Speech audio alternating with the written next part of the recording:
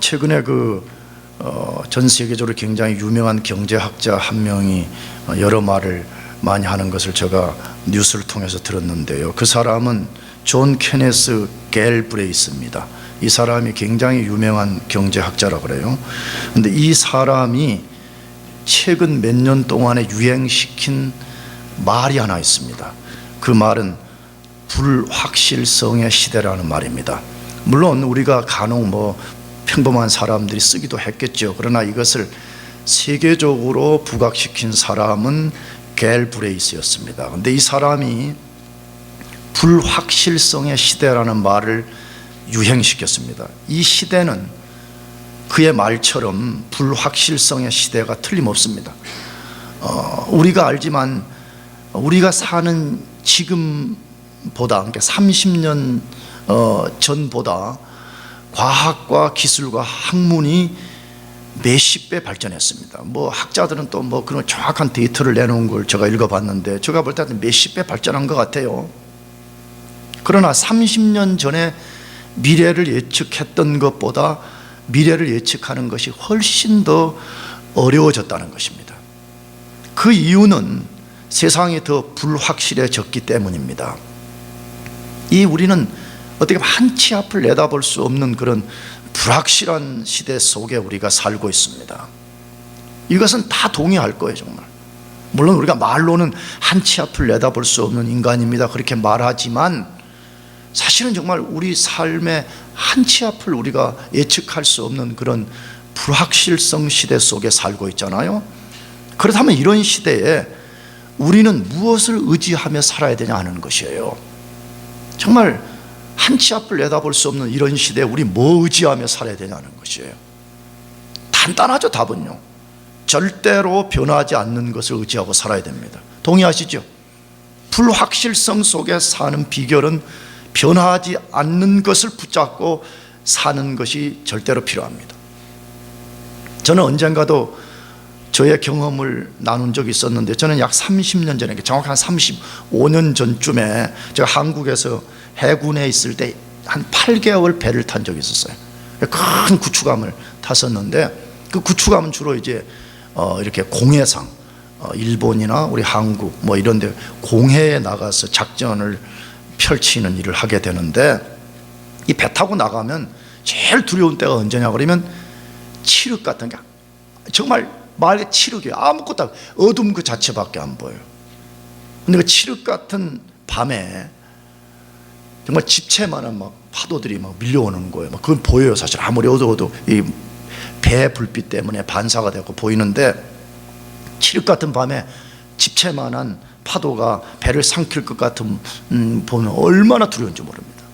그런데 그것도 두렵지만 그 상황에 더 두렵게 하는 두려움이 있는데, 그것은 목적지를 알 수가 없다는 거예요. 동서남북 사방이 칠흑처럼 어둡기 때문에 무슨 별도 보이지 않고 아무것도 보이지 않기 때문에 동서남북 목적지가 어딘지 알 수 없다는 것 때문에 두려움이 더하는 거예요.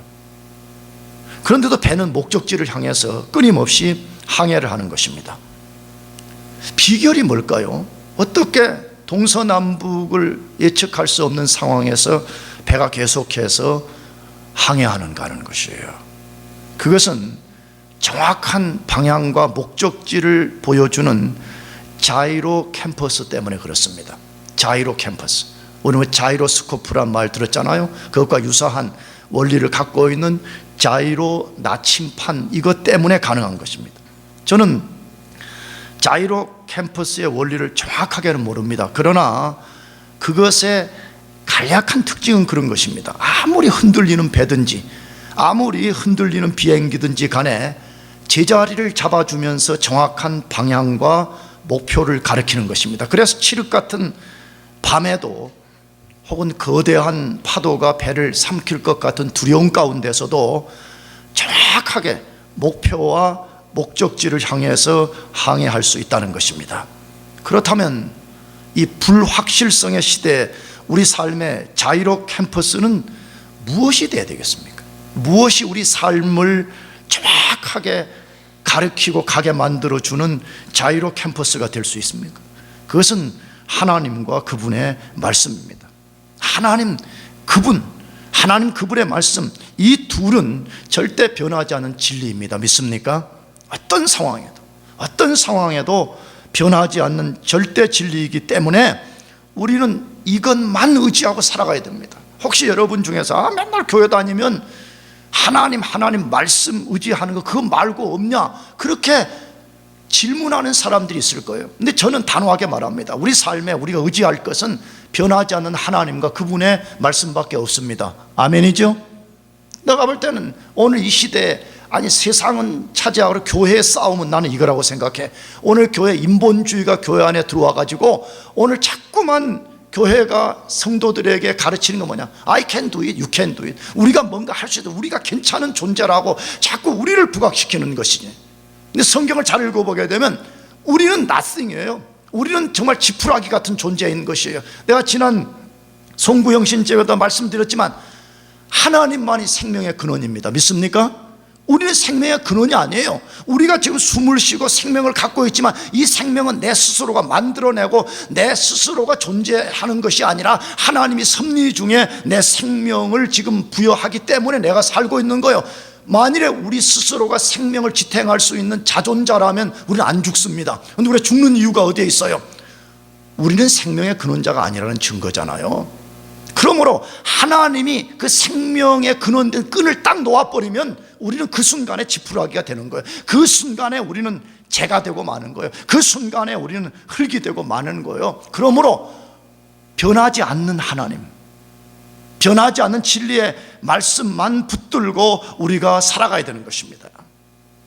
우리가 하나님과 하나님 말씀만 붙들고 살아야 된다는 것을 오늘 본문 말씀에서도 잘 보여주고 있어요. 오늘 본문의 얘기는 사실 그걸 우리에게 말하는 거예요. 왜? 오늘 본문은 창세기 31장의 마지막 결론을 소개한 건데 이 결론 부분의 핵심이 뭐겠어요? 이 성경을 읽는 1차 독자인 이스라엘 백성들에게 먼저 말하는 거예요. 너희들의 조상인 야곱의 생애를 통해서 너희들이 어떻게 살아야만이 정말 하나님이 기뻐하시는 삶, 혹은 이 혼란스럽고 불확실성의 시대 속에서 너희들이 살아날 수 있는지를 너희 조상 야곱을 통해서 배우라는 거예요. 마찬가지로 오늘 우리들에게도 똑같은 교훈이죠. 창세기 31장의 마지막 결론의 사건을 통해서 우리 뭐 의지하고 살아야 되냐 이거예요. 뭐 붙잡고 우리가 이 시대를 살아나야 되냐, 그거 우리에게 말씀하는 거예요. 본문은 야곱의 장인 라반과 야곱이 일종의 불가침 조약, 서로 침범하지 말자고 한 거죠. 다른 말로 평화 조약을 맺는 사건입니다. 근데 이 사건에 좀 더 구체적인 배경은 뭘로 소개되고 있어요? 라반이 야곱을 추격했습니다. 뭐 죽이든지 아니면 해를 끼치려고 추격을 했는데 하나님이 개입하셔서 해를 끼칠 수가 없게 됐어요. 그래서 43절에서 자신의 위신을 세워요. 이제 굉장히 라반이 교활한 사람이거든요. 그러니까 끝까지 자기가 야곱에게 지지 않으려고 자기 위신을 세운 후에 야곱에게 언약을 세우자고 제안을 했습니다. 이 언약 세우는 거 야곱이 제안하지 않았어요. 누가 제안했다고요? 라반이 제안했다는 것에 우리가 주목할 필요가 있어요. 그래서 야곱이 제안을 받아들이고 거기에 돌단을 쌓고 라반은 그 돌단의 이름을 여갈사하두라 이렇게 붙였어요. 이건 아람어로 붙인 거예요. 아람어, 시리아어로 붙인 거죠. 근데 야곱은 그 동일한 돌단을 히브리어로 갈르엣이라고 붙였습니다. 그 말의 뜻은 증거의 무더기, 그 말입니다. 그러니까 우리가 돌을 쌓고 이 언약을 우리가 세우는데 이 돌무더기가 이제 우리 언약을 맺은 증거가 된다. 그렇게 해서 두 사람이 거기서 언약을 세웠더라, 그렇게 돼 있어요. 근데 언약의 내용이 뭐냐? 이 내용은 야곱이 제안하지 않았어요. 전부 다 라반이 제안한 거예요. 근데 라반이 제안한 내용이 뭐냐 그러면 하나님이 우리 두 사람 사이에 감찰자 혹은 판단자가 될 것이므로 야곱, 너는 앞으로 너 고향 땅에 돌아가서 다른 아내들을 얻지 말라는 거예요. 이것이 첫 번째 언약의 내용이에요. 그 두 번째는 서로 이 경계를 기준으로 해서 서로 침범해서 해치지 말자 하는 것이 언약의 내용이었어요. 근데 아까도 말씀드렸죠. 이 언약을 야곱이 제안하지 않았다는 거예요. 누가 제안했다고요? 라반이 적극적으로 이 언약을 끝까지 제안하고 그것을 진행해 가는 것을 오늘 본문이 보여줘요. 우리는 그 이유를 통해서 왜 라반이 적극적으로 언약을 맺자고 했는가, 왜 도망자인 야곱이 하지 않고 라반이 했는가 하는 그 이유를 통해서 우리는 불확실성의 시대에서 왜 우리가 하나님과 그분의 말씀만 의지하고 살아야 되는지를 배워야 될 필요가 있어요. 왜? 그 이유를 통해서 우리가 무엇 의지하고 살아야 되는지를 가르치기 때문에 그래요. 그러면 왜 하나님과 그분의 말씀만 의지하며 살아야 되는가 하는 것이에요. 첫 번째로, 하나님은 약속한 말씀을, 하나님 자신이 하신 약속의 말씀을 주권적 섭리를 통해서 반드시 성취하기 때문이라는 거예요. 자주 말씀드렸어요. 제가 창세기를 강의하면서 이것저것 한 10번 이상 말했을 거예요, 이 토픽으로만. 근데 왜 성경은 반복해서 말하는가 하는 것이, 이건 내가 일부러 꾸며낸 말이 아니잖아요. 그냥 내가 하고 싶은 말을 하기 위해서 성경 본문을 프루프 텍스트로 삼은 게 아니잖아요. 우리가 성경을 읽어가는 데 있어서 성경이 우리에게 이것을 반복해서 말한다는 거예요. 그 말은 뭐죠? 반복해서 들으라는 거예요. 뭐가 너희 인생에 진짜 중요한 것인가 잘 들으라는 거예요. 근데 왜 우리가 하나님과 하나님 약속을 붙잡아야 되느냐? 하나님은 자신이 하신 약속을 반드시 섭리를 통해서 성취하는 분이기 때문이라는 거예요. 어디서 그 우리가 배울 수가 있어요? 오늘 창세기 31장 43절 말씀인데, 라반이 야곱에게 대답하여 가로되 딸들은 내 딸들이요 딸이요 자식들은 내 자식이요 양떼는 나의 양떼요 네가 보는 것은 다 내 것이라 내가 오늘날 내 딸들과 그 낳은 자식들에게 어찌할 수 있으랴라고 말했습니다. 이거 아까도 잠깐 언급했는데 야곱의 항변을 들었던 거예요. 추격해서 야곱을 잡은 라반이 야곱을 해칠 수가 없으니까 막 야곱 너가 나쁜 놈이라고 막 퍼부었잖아요. 우리가 2주 전에 읽었던 성경에 보게 되면, 그때 그걸 한참 듣고 있던 야곱이 들어보니까 라반 말이 하나도 맞은 것이 없어요. 그래서 이제 야곱이 항변을 했죠. 이 항변을 가만히 들었던 라반이 또 할 말이 없는 거예요. 왜? 가만히 들어보니까 야곱 말이 또 다 맞거든요. 그러니까 할 수 없으니까 이제 자기 위신을 세우기 위해서 여기 있는 딸들 다 내 딸이다, 너가 가진 여기 있는 무슨 짐승떼 이거 다 내 거다, 그렇게 말했다는 거예요. 자, 그럼 물어봅시다. 이거는 사실이에요, 거짓말이에요? 성경을 읽을 때 이걸 우리가 밝혀내야지. 그래야지 성경이 읽혀지지. 사실이에요, 거짓말이에요? 거짓말이죠. 왜 거짓말인가 알 수 있어요. 지금 이미 2주 전에 설교도 했지만 야곱이 얻은 2명의 아내, 수많은 가축대 그냥 슬쩍 자기가 훔친 거예요? 아니면 다 갑집을 했어요? 다 갑집을 하고 얻었잖아요. 2명의 아내 얻는데 14년 노동했어요. 자기가 나머지 그때 얻는 거 6년 더 일해가지고 얻었어요. 그러므로 라반의 말은 거짓말이에요. 그런데 라반이 하는 이 거짓말 속에서 우리가 패러독스가 있다는 거예요. 라반의 말 속에 뭘 보여주고 있어요? 야곱이 어떻게 이렇게 거부가 될 수 있었냐는 것이에요. 왜? 지금 이 장면은 뭘 보여주고 있죠? 야곱이 원래 자기 고향 브엘세바에서 도망가가지고 밧단아람 와서 20년 동안 보내고 이제 밧단아람에서 도망자 삶을 마치고 돌아가는 이 장면을 끝을 내는 거잖아요. 그런데 보잖아요. 시작은 빈털털이었습니다. 창세기 뒷부분에 읽으면 자기 고백이 뭐라 해야 되냐, 자기는 지팡이 2개만 가지고 강을 건넜다 이렇게 돼 있어요. 야복강 건넜다 이렇게 돼. 지팡이 2개. 그러니까 완전 빈털털이었어요. 근데 오늘 본문에 보니까 그가 돌아갈 때에 우리가 다 상상할 수 없을 만큼의 거부가 되었다 그렇게 되어 있어요. 내가 몇 주 전부터 자꾸 야곱이 거부가 됐다고 하는데 혹시 여러분 중에 민감한 사람은 아니 왜 야곱이 자꾸 부자라고 쓰자 거부가 됐다 쓰냐 하는데, 야곱이 얼마만큼 거부가 되었는가를 우리가 알려면요 창세기 32장을 읽어야 되는데, 그 32장에 무슨 사건을 다룬 거냐 그러면, 야곱이 이제 야복강을 마주하고 거기서 이제 사신단을 자기 형 에서에게 보낸 거예요. 왜? 20년 전에 자기 형 에서를 분노케 만들었기 때문에 자기가 돌아간다 그러면 에서가 분명히 분노하고 자기를 칠 것이라는 것을 예감하고 에서의 분노를 가라앉히기 위해서 굉장히 많은 예물을 준비했다 그랬어요. 근데 그 예물을 준비한 리스트가 거기 나와 있어요. 리스트가 나와 있는데 양, 염소, 낙대, 그 다음에 소 550마리를 준비했다고 그래요. 몇 마리요? 몇 마리?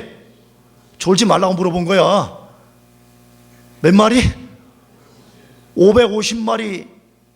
결코 적은 숫자 아닙니다. 1998년인가 한국에 돌아가신 그 정주영 회장이라는 현대건설의 왕명예 회장이 1,001마리 소 가지고 북한 방문한 거 그 전 세계적으로 보도됐었거든요. 그때요. 1,001마리 소 가지고 북한 넘어갈 때 대대적으로 전 세계 이슈였어요. 물론 그것과 그대로 비교할 수는 없겠지만 550마리면 지금부터 수천 년 전에 결코 1,001마리보다 적은 숫자 아닙니다. 거대한 숫자를, 아니 지금 550마리를 야곱이 자기 소유 전부라고 끌어왔단 말이 아니고 자기 거대한 소유 중에 자기 형 에서에게 주기 위해서 바친 예물만 550마리라 그렇게 돼 있어요. 물론 어떤 학자들은 580마리라 그래요. 왜냐하면 거기 30마리가 그 젖대기 전에 있었던 거라 그랬기 때문에 그것까지 붙였으면 580마리가 되는 거예요. 580마리를 바칠 만큼 거부가 됐다 그래. 거부가 됐다고. 그리고 자기 자녀들도 아직 그 당시에 베냐민을 제외하고는 12명의 아들과 딸을 낳고 첩 2명, 물론 그것은 도덕적으로 또 설명이 필요한 거죠. 어쨌든 지팡이 2개를 가지고 도망갔던 인생이 돌아올 때는 거부가 되어서 돌아왔다는 거예요. 그러면 그 비결이 도대체 뭐냐 하는 거예요. 어떻게 그가 거부가 될 수 있었냐는 것이에요. 그 대답은 우리가 몇 번씩 인용을 했지만 창세기 28장 15절이에요. 다 같이 그거 읽어보겠어요. 다 같이 시작. 내가 너와 함께 있어 네가 어디로 가든지 너를 지키며 너를 이끌어 이 땅으로 돌아오게 할지라. 내가 네게 허락한 것을 다 이루기까지 너를 떠나지 아니하리라 하신지라. 이거는 유명한 베델의 언약이었죠. 야곱이 도망갈 때 하나님께서 찾아오시는 거예요. 야곱이 구한 거 아니에요. 하나님이 찾아오셨어요. 이게 우리 기독교예요. 믿습니까? 기독교는 하나님이 우리 인생을 찾아온 종교예요. 그런데 하나님이 찾아오셔가지고 야곱과 언약을 맺었는데 그 언약의 핵심은 3가지예요. 뭐지요? 내가 너와 함께 할 것이다. 내가 너를 지켜줄 것이다. 그리고 내가 너에게 허락한 것을 다 이룰 거다 그랬어요. 그 말은 내가 너에게 가진 플랜, 계획, 뜻, 이것을 내가 다 이룰 것이다 그 말이지요. 그런데 지금 31장에 보니까 그게 어떻게 됐다는 거예요? 이루어졌다는 거예요? 안 이루어졌다는 거예요? 다 이루어졌다는 걸 지금 말하는 거잖아요. 다 이루어졌다는 것을 야곱 자신이 경험할 뿐만 아니라 실제 야곱의 적대자인 라반이 입으로 지금 말하고 있다는 거예요. 하나님 말씀한 것이 그대로, 비록 20년이 지났지만 하나도 어그러지지 않고 그것이 다 이루어졌다는 것을 지금 선포하고 있는 것이죠.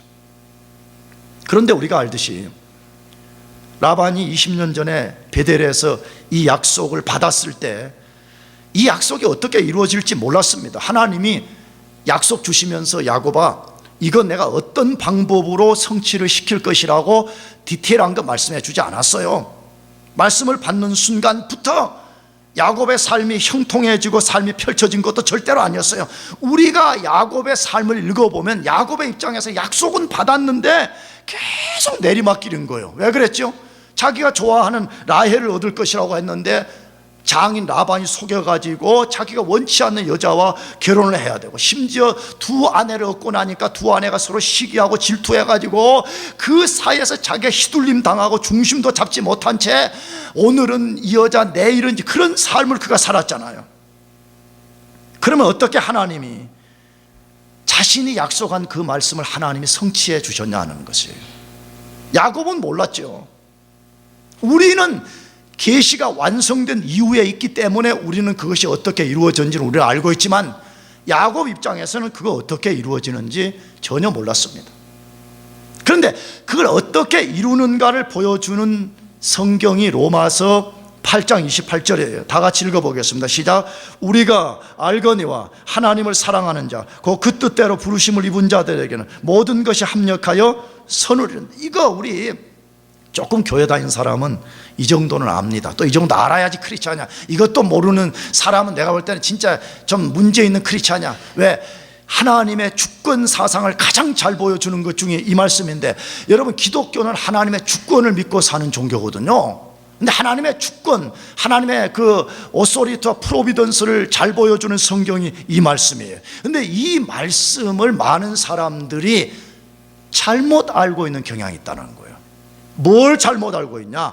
합력하여 선을 이룬다, 이 말을 모든 것이 스스로 선을 이룬다, 이렇게 생각하는 사람들이 많이 있어요. 어떤 것이 스스로 진화론적 관점에서 스스로 선을 이루어서 하나님의 목적을 이룬다라고 생각하는 사람들은 절대로 성경이 그렇게 말하지 않아요. 성경 어떤 것이 그것 자체가 스스로 선을 이룬다라고 말씀하지 않고 하나님의 주권적 섭리에 의해서 그분이 원하는 선을 만들어간다, 그 말이에요. 아멘이죠. 하나님이 하신다는 거예요. 그러면 하나님이 야곱에게 두신 뜻이 무엇이었어요? 나중에 알게 됐지. 야곱은 하나님이 자기를 통해서 12지파를 만들고 거부를 만들어서 이스라엘 민족을 만드는 기초를 세우는 일을 한다는 걸 나중에 알게 됐죠. 그러면 어떻게 하나님이 12지파를 만드는 기초를 만들어냈죠? 그거는 야곱의 두 아내들의 시기와 질투, 라반의 속임, 이것들이었어요. 물론 하나님이 라반 보고 야곱 속이라고 한 거 아니었어요. 시기 질투하라고 두 여자들에게 말한 거 아니었어요. 그러나 하나님이 그 인간들의 속임과 인간들의 시기 질투, 다시 말하면 인간의 죄악까지 하나님이 사용하셔서 자신의 뜻을 이루셨다, 그걸 보여주는 거예요. 이건 성경에 반복되는 메시지잖아요. 우리가 잘 아는 창세기의 요셉 이야기도 스토리의 주인공만 다르지 그게 핵심 사상은 똑같은 거 아니에요? 요셉을 형들이 시기 질투해가지고 팔아버렸죠. 악이죠. 죄지요. 팔아버렸어요. 근데 죄 때문에 팔려간 것이었어요. 그런데 하나님이 인간의 죄악을 사용하시고 그 죄악 가운데 있는 요셉을 하나님께서 섭리하셔서 요셉이 이스라엘 민족, 그 당시 아주 소수의 이스라엘 민족을 흉년 속에서 구원해내는 수단으로 사용했다라 성경이 그렇게 되어 있습니다. 여러분, 이 원리는 지금도 똑같습니다. 하나님이 우리 자신에게 두신 뜻을 우리는 어떻게 성취하실지 정확하게 우리는 알 수 없습니다. 그러나 우리가 분명히 알 수 있는 한 가지 사실이 있습니다. 그것은 하나님은 신실하시고 신실한 성품에 근거해서 자신의 약속을 반드시 이루어 주신다는 거예요. 믿으시기 바랍니다. 그러므로 우리가 불확실성의 시대 속에서 붙잡아야 되는 것은 하나님의 신실한 성품과 그분의 변하지 않는 약속의 말씀을 붙잡아야 돼요. 내가 지난 송구영신 예배 때 잠깐 인용을 했지만 믿음이란 게 뭐냐는 게, 우리가 흔히 믿음이란 단어 많이 써요. 내가 작년에는 믿음이란 말은 워런 위어스비 말 인용해갖고 많이 썼었어요. 그런데 믿음을 또 다른 관점에서 말하고 싶은 거예요. 믿음이 뭐냐고 말하면 믿음은 자기 확신이 아니에요. 믿음은 자기 경험을 주장하는 것이 아니에요.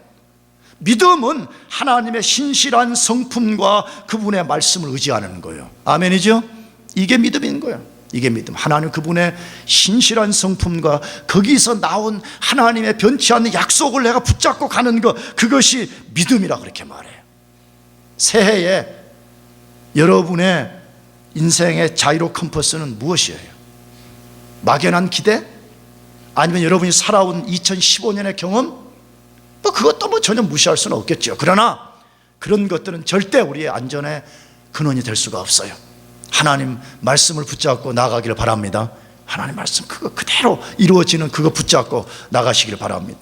두 번째로 왜 하나님과 그분의 말씀을 우리가 붙잡아야 되는가 하는 것이에요. 하나님은 어떤 절망적 상황과 야비한 사람이라도 바꿀 수 있기 때문에, 다시 말해 하나님은 어떤 상황, 어떤 사람도 바꿀 수 있기 때문이라는 것이에요. 창세기 31장 44절에서 48절 말씀, 이제 오라 너와 내가 언약을 세워 그것으로 너와 나 사이에 증거를 삼을 것이니라. 이에 야곱이 돌을 가져 기둥으로 세우고 또 형제들에게 돌을 모으라 하니 그들이 돌을 취하여 무더기를 이루매 무리가 거기 무더기 곁에서 먹고 라반은 그것을 여갈사하 두다라 칭하였고 야곱은 그것을 갈르엿이라 칭하였으니 라반의 말에 오늘날 이 무더기가 너와 나 사이에 증거가 된다 하였으므로 그 이름을 갈르엿이라 칭하였으며 라고 되어 있습니다. 아까도 말씀드렸어요. 다시 우리가 이 언약은 야곱이 제안한 것이 아니고 라반이 맺자고 적극적으로 제안을 했다는 것입니다. 그래서 이제 야곱이 그 제안을 받아들이고 돌무더기를 세우고 그 곁에서 함께 식사를 했더라. 이게 고대 당시에 언약 맺는 방식이라 그래요. 이제 너와 우리는 언약의 사람이다라는 개념으로 같이 밥을 먹었다 그래요. 그래서 그 돌무더기에 이름을 부여하고 그것이 언약의 증거다라고 이제 서로 했다는 것이죠. 그러면 우리가 또다시 질문하지 않을 수 없어요. 라반이 왜 야곱에 대한 적대 감정을 다 내려놓고 언약 맺자 했냐 하는 것이에요. 원래 그는 몇 주 전에도 말씀드렸지만 야곱을 죽이든지 아니면 야곱을 해치고 야곱이 가진 것을 다 빼앗으려고 했잖아요. 근데 왜 그가 모든 적대 감정을 내려놓고 심지어 그가 적극적으로 말해요. 우리가 서로 침범해서 해치지 말자. 이따가 뒤에 다루겠지만 이것을 보면 라반이 야곱을 침략해서 해칠 것 같지는 않아요. 라반이 아마 그렇게 생각했던 것 같아요. 그래서 우리 서로 침범해서 해치지 말자 하고 언약을 맺은 것이에요. 그러면 무엇 때문에 라반이 적극적으로 야곱에게 언약 맺자 했냐는 그것은 하나님의 개입 때문입니다. 누구 개입 때문이라고요? 하나님 그분의 역사 때문이라고 말해요. 창세기 31장 24절이 그것을 보여주는데 같이 읽어보겠습니다. 시작. 밤에 하나님이 아람 사람 라반에게 현몽하여 가라사대 너는 삼가 야곱에게 선악간 말하지 말라 하셨더라. 이것은 우리가 몇 번 언급했지만 라반이 야곱을 해치려고 할 때 하나님께서 정격적으로 나타나셔서 그의 꿈을 통해서 말씀하셨던 것이 너는 선악간에 그를 해치지 말라라고 말씀했던 장면입니다. 이거 보면 뭐 알 수가 있어요? 하나님이 모든 것을 보고 계신다는 거예요. 야곱의 대적자인 라반의 행위도 하나님이 다 보고 계시고 하나님의 언약의 수납자인 야곱이 지금 어떤 어려운 가운데 처해 있는지를 정확하게 보고 계셨다는 거예요. 모든 것을 알고 계셨다는 거예요. 그래서 야곱이 위기에 빠졌을 때 언약의 수납자를 보호하기 위해서 하나님께서 라반의 꿈에 나타나서 선악간에 말하지 말라고 말씀했다는 거예요. 할렐루야. 여러분 삶도 가만히 이렇게 우리 기독교는 나는 좀 가만히 생각해 보는 게 좀 필요하다고 생각해요. 가만히 생각해 보는 거. 너무 흥분하려고 하지 말고. 저는 며칠 전에 한 해를 마무리하면서 내 인생을 또 한번 또 돌아봤어요. 내가 어떻게 해서 예수를 믿고 내가 목사가 됐지? 이걸 생각하는데 나는 원래 말이에요. 원래 나는 일반 대학을 가려고 했었습니다. 일반 대학. 물론 일반 대학을 마치고도 신학교를 갈 수가 있겠죠. 근데 나는 원래 내 꿈은 일반 대학을 가서 공부하려고 했거든요. 근데 하나님이 그 다 지금 자세히 말할 수는 없지만 한마디로 전격적으로 바꿔버렸어요. 하나님이 전격적으로 역사하셔가지고 신학교로 가게. 근데 그 당시에는 그걸 몰랐어요. 왜 하나님이, 물론 뭐 그때는 또 하나님 깊이 몰랐기 때문에 그런 만큼은 생각 안 했지만 나는 왜 일반 대학을 가고 싶은데 왜 내가 신학교 갔지? 이런 정도로만 생각을 하는 거예요. 근데 지나놓고 보니까 그 하나님의 놀라운 섭리가 있었던 거예요. 하나님의 개입, 하나님의 역사가 있어서 내가 그렇게 왔다는 것을 그때는 몰랐지만 지나놓고 알게 된 거예요. 오랜 시간이 지나놓고 하나님의 놀라운 계획이 있어서 하나님이 그렇게 하셨구나 하는 것을 알게 된 것이에요. 하나님께서 지금 라반의 삶의 모든 것을 보고 계시고 야곱의 삶의 모든 것을 보고 계십니다. 그래서 하나님께서 전격적으로 개입하셔서 라반에게 말씀하는 거예요. 너는 야곱을 해하면 안 된다는 거예요. 야곱에게 선악간에 말하지 말라라고 하나님이 엄히 말씀한 거죠. 그래서 라반이 복종할 수밖에 없었던 것입니다. 하나님이 말씀하시니까 라반이 그 말씀에 순종할 수밖에 없었습니다. 사실입니다. 누가 하나님이 말씀하시는데 그것을 거부할 수 있겠습니까?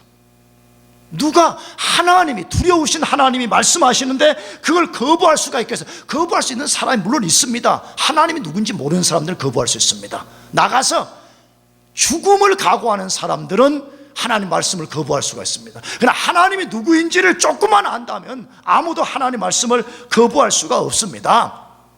내가 자주 내 감정 이야기했지만 나 하나님 모를 때는 하나님과 장난쳤습니다. 하나님을 내가 마음대로 조종해도 되는 줄 알았어요. 나 하나님께 마음대로 내가 욕해도 되는 줄 알았어요. 근데 하나님 내가 알고 난 다음요, 나는 그것이 얼마나 두려운 일이고 하나님 자비가 없었다면요 지옥에 떨어져 마땅한 인간이었다는 걸 알게 된 거예요. 하나님이 누구인지 모르기 때문에 하나님과 장난치는 거예요, 인간들이.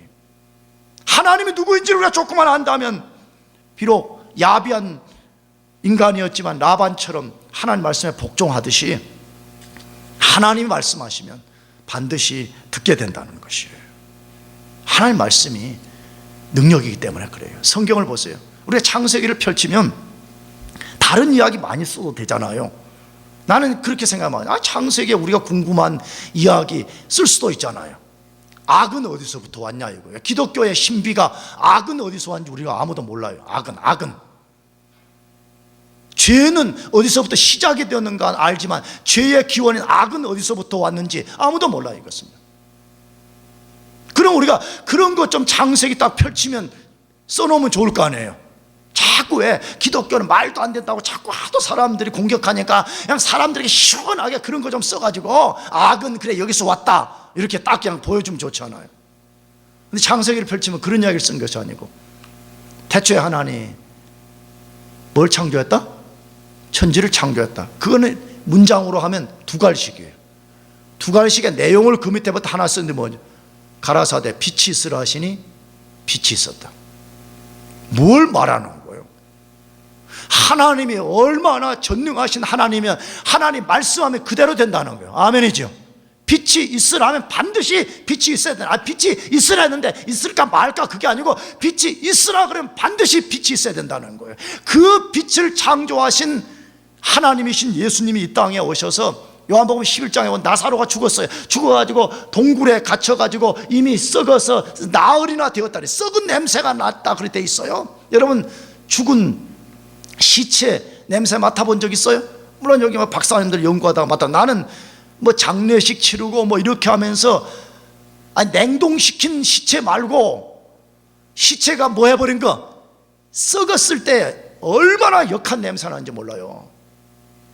쉽게 맡을 수 없어요. 얼마나 시체가 썩으면 그 냄새가 독한지. 나사로가 그 시체가 썩어서 이제 사흘이나 됐다고 성경이 분명히 말해요. 그런데 빛을 창조하신 예수님께서 말씀은 나사로야 나오라, 나사로야 나오라 그러니까 나사로가 나올 수밖에 없었어요. 내가 자주 이야기하잖아요. 만일에 나사로 무덤을 대놓고 하나님이 다 나오라 그랬으면 죽은 자들이 다 나왔을 거예요. 근데 예수님 누구만 나오라 그랬다고요? 나사로야 나오라니까 나사로가 죽었던 나사로가 거기 나왔다 그랬어요. 왜? 하나님 말씀은 전능한 말씀이기 때문에 누구도 그것을 저항할 수가 없다는 거예요. 죽음을 각오하지 않고는 그 말씀을 저항할 수가 없다는 거예요. 라반에게 말씀하신 하나님은 지금도 살아계신 하나님, 지금도 동일한 하나님, 지금도 그 능력의 변함이 조금도 없으신 하나님이라는 거예요. 그러므로 하나님께서 만일에 여러분에게 어떤 뜻을 갖고 계시고 그 뜻을 바꾸지 않았다면 그 뜻은 반드시 성취가 될 것이라는 거 믿으시기 바랍니다. 여러분의 삶에 관련이 있는 환경이 아무리 나쁘든지, 여러분과 관계를 맺는 사람들이 얼마나 야비하든지, 하나님이 개입하시면, 하나님이 말씀하시면 그 모든 것을 일순간에 바꾸시고 하나님 뜻을 이룰 수가 있다는 거예요. 야곱을 상상해 보세요. 야곱이 얼마나 지금 도망자의 심정에서 두려움과 그런 말로 다 할 수 염려가 있어요. 그런데 잡혀가지고 이제 야비한 라반에게 이것도 어떻게 될까 했을 때 그 상황적으로 얼마나 두려워요. 야비한 라반 상황적으로 말로 다 할 수 없는 답답함 속에 빠져죠. 그런데 하나님께서 라반에게 한 말씀 하시니까 야비한 인간의 마음이 바뀌어지게 되고 답답한 상황이 바뀌어졌더라, 그렇게 말씀하고 있습니다. 나는 이 시대 우리 그리스도인들의 심각한 영적 질병이 하나 있다고 생각해. 그것은 뭐냐? 우리의 이성으로 하나님을 제한하는 거라고 생각해요. 그 뭐 유명한 프란시스 셰퍼가 한 이야기죠. 우리 이성으로 하나님 제한한다. 근데 그거 우리 이야기에 사실은 우리가 얼마나 우리 이성으로 하나님을 제한하는지 모릅니다. 우리가 어떻게 주로 제한해요? 우리가 기도도 그렇게 하는 거 많잖아요. 믿음도 그런 믿음 많잖아요. 뭔가 좀 이 정도는 하나님이 해 주실 수 있겠지 하면 우리가 막 기도합니다. 그렇잖아요. 이 정도는 할 수 있다는 거예요. 하나님한테 인턴 자리 하나 주고 뭐 자보도 주고 뭐 포닥자리 주고 뭐 이 정도는 하나님 할 수 있잖아요. 그러니까 해주세요. 막 기도해. 근데 그보다 더 불가능해 보이는 건 아예 기도도 안 해. 하나님 그거 못 하실 거야. 아무리 하나님이지만 그거 해 주실 수 있겠어 하고 우리 스스로가 하나님을 제한한다는 거예요. 여러분, 하나님이 전능하신 분입니다. 믿습니까? 전능하다는 말이 뭔지 사실 우리 잘 몰라. 그러나 우리가 자꾸 묵상해 봐야 돼. 전능하다, 올마이티 가시라는 이 말이 도대체 무엇을 지칭하는 것인가 우리가 자꾸 묵상하게 된다면 우리는 우리 이성으로 하나님을 제한하는 것에서 벗어나서 전능하신 하나님을 의지할 수 있게 되는 거예요. 그 하나님은 어떤 사람이라도 바꿀 수 있어요. 믿습니까? 어떤 환경이라도 그 하나님은 능히 바꿀 수 있어요. 그래서 우리 환경을 완전히 바꾸어서 하나님의 뜻을 이룰 수 있다는 것을 믿으시고 여러분이 하나님과 그분의 말씀을 붙잡고 살기를 바랍니다. 마지막 세 번째로 왜 우리가 하나님과 그분의 말씀만 의지해야 되냐는 것이에요. 하나님은 자신이 함께하는 사람을 누구도 이길 수 없게 하시기 때문에 그래요. 다시 말하면 하나님과 함께하는 사람을 아무도 이겨낼 수가 없는 거예요. 그래서 우리가 하나님을 의지하고 하나님 편에 서 있는 것이 필요하다는 것이에요. 창세기 31장 49절에서 하반절 나머지까지 또 미스바라 하였으니 이는 그의 말에 우리 피차 떠나 있을 때 여호와께서 너와 나 사이에 감찰하옵소서 함이라. 내가 내 딸들을 박대하거나 내 딸들 위에 다른 아내들을 취하면 사람은 우리와 함께 할 자가 없어도 보라 하나님이 너와 나 사이에 증거하시느니라 하였더라.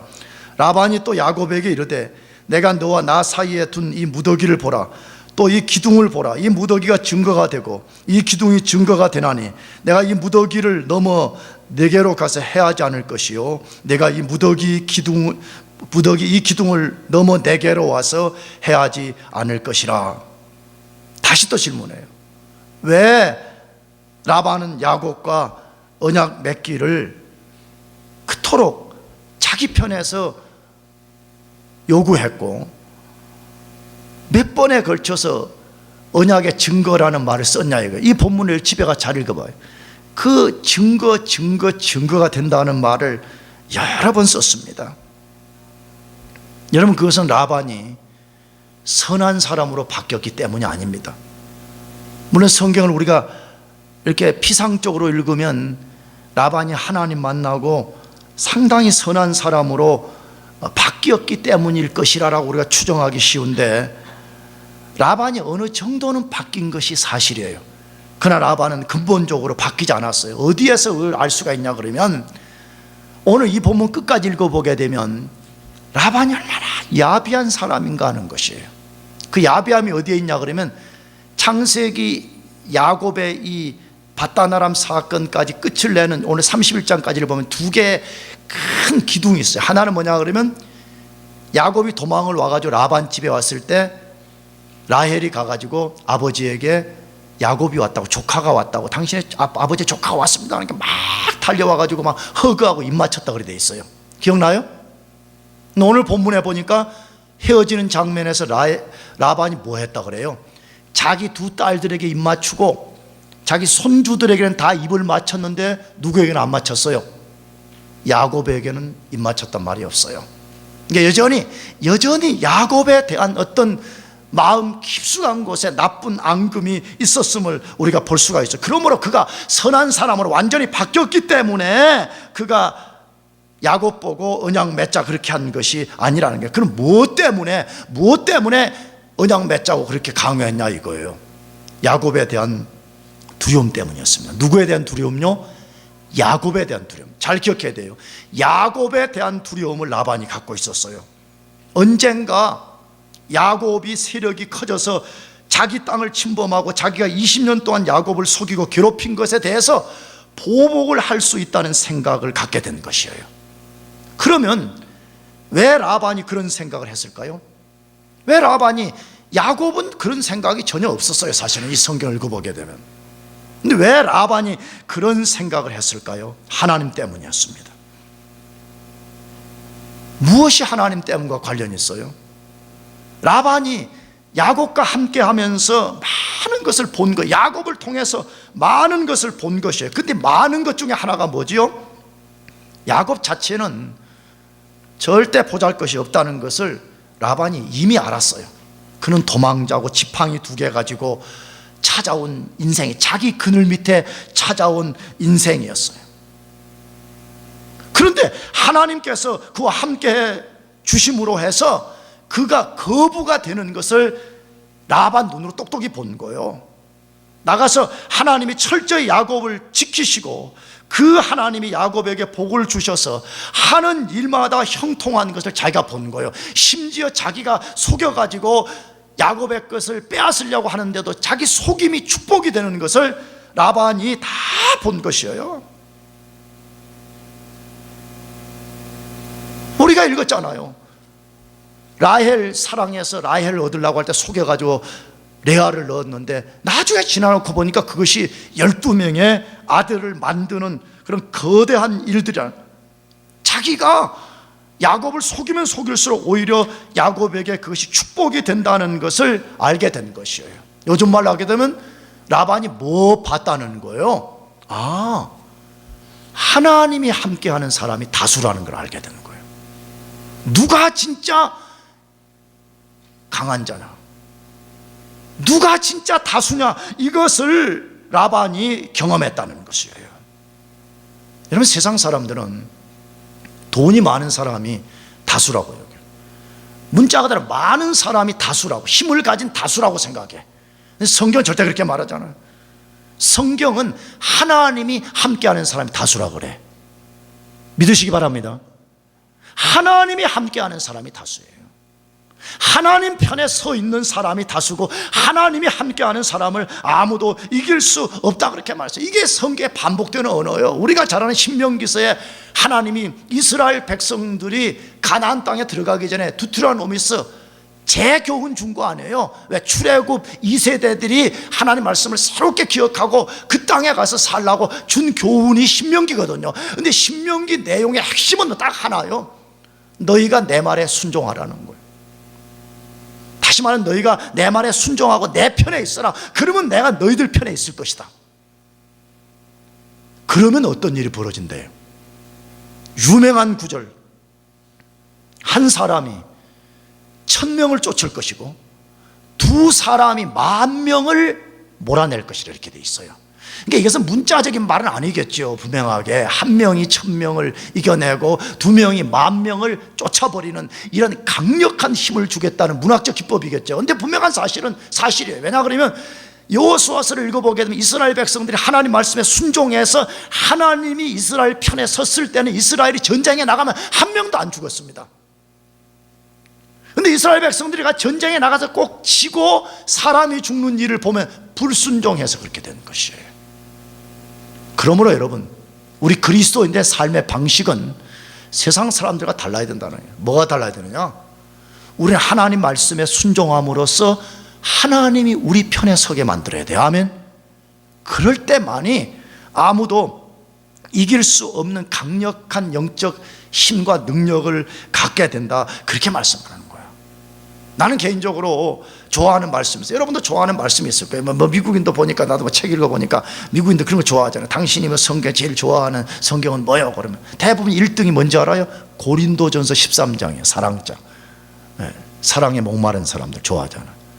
난 내가 좋아하는 말씀은 사도행전 27장의 말씀이에요. 사도행전 27장에 보면 이런 이야기가 나와요. 이제 바울이 예루살렘에서 체포를 당해가지고 로마 군병들에 의해서 로마로 압송이 되는 거예요. 그래서 배를 타고 가다가 지중해 부근에서 배가 난파가 돼버린 거죠. 그래가지고 이제 제수를 같이 실은 배인데 제수가 도망가면 로마 군병들은 그 당시에 처형이었어요. 그게 로마법이었어요. 그러니까 로마 군병들이 칼을 뽑아가지고 그 배에 탄 제수들을 다 죽이려고 그랬어요. 다 죽여버리려고 그랬어요. 근데 그때에 바울이 등장해서 아주 유명한 말을 했습니다. 물론 그건 자기가 만든 말이 아니었죠. 근데 그 내용이 뭐냐 이렇게 돼 있어요.